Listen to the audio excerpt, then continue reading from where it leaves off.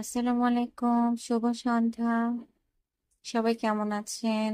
আশা করছি সবাই ভালো আছেন। গত পরশুদিন রাতে হঠাৎ করে আমার ক্রেভিং আসলো যে আমি এখন তেলের পিঠা খাবো।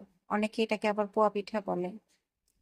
তো আমার যখন কোনো কিছু খাওয়ার ক্রেভিং হয় আমার এটা খেতেই হয়, নয়তো আমার মন মেজাজ দুইটাই খারাপ হয়ে থাকে। তো যতই রাত হোক না কেন আমি চলে গেলাম পিঠা বানাবো বলে, আর পিঠা বানানোর সমস্ত আইটেম ছিল বাসায়। প্রথমে আমি চালের গুঁড়া নিয়ে নিয়েছি, এটার সাথে আবার কিছু আটাও দিয়েছি, গুড় দিয়েছি, চিনি দিয়েছি। পুরানো নারকেল আমি আবার ফ্রিজিং করে রাখি ডিপ ফ্রিজে সবসময়, যেন হুটহাট আবার মিষ্টি জাতীয় জিনিস খেতে ইচ্ছে হয়, যেমন সেমাই রান্না করি বা পায়েস রান্না করি বা পিঠা বানাই, সবকিছুতে আমি নারকেল ইউজ করতে খুব বেশি পছন্দ করি।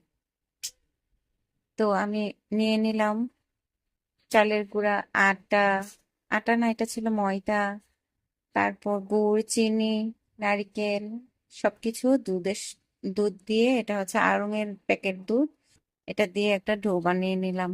এটাকে কি ডো বলা হয়? না, এটাকে তো বলা হয় একটা লিকুইড, যাই হোক একটা বানিয়ে নিলাম। নিয়ে আমি এটাকে অনেকক্ষণ রেস্টে রেখে দিয়েছিলাম।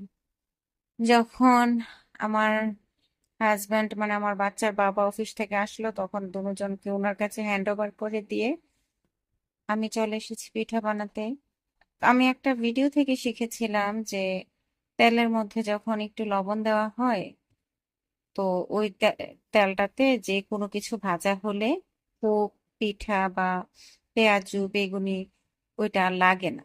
তো আমি ওইটাই ট্রাই করলাম, দেখলাম না আসলে তো লাগেনি। আমি 2-3টা পিঠা বানাতে বানাতেই আমার কুলের ছানাপোনা যে আছে, আমার ছোট একটা বেবি, সে অনেক বড় একটা আকাম করে ফেলেছে। পুরা মানে সে তার ক্যাম্পাস পুরা লিক করে ফেলেছে, শীষ পটি করে। তো আমি চলে গেলাম এটা ক্লিন করতে। তারপর চলে আসলো আমার হাজবেন্ড বাকি পিঠা বানাতে, কারণ উনি আবার সহজ কাজটা খুব পছন্দ করে, কঠিন কাজের দিকে উনি যায় না। তো আমি চলে যাওয়ার পরে এই যে প্রথমে আমাকে 2টা পিঠা এনে দিয়ে বলল, দেখো তো কেমন হয়েছে। এত গরম ছিল পিঠাগুলো, আমি ধরতেই পারতেছিলাম না, এত গরম, ধোঁয়া উঠতেছে পিঠা থেকে। কিন্তু এত মজা হয়েছে আসলে, নারিকেল দিয়ে যে কোনো জিনিস করা হলে নারিকেলের জন্য নারিকেল গুড় এই 2টা জিনিসের কম্বিনেশনটা খুবই মজার হয়, এত মজা হয়। আমার পিঠাগুলো অনেক মজা হয়েছিল, কিন্তু এই আমরা 2জন মানুষ চেষ্টা করেও এগুলাকে গোল শেপের বানাতে পারিনি।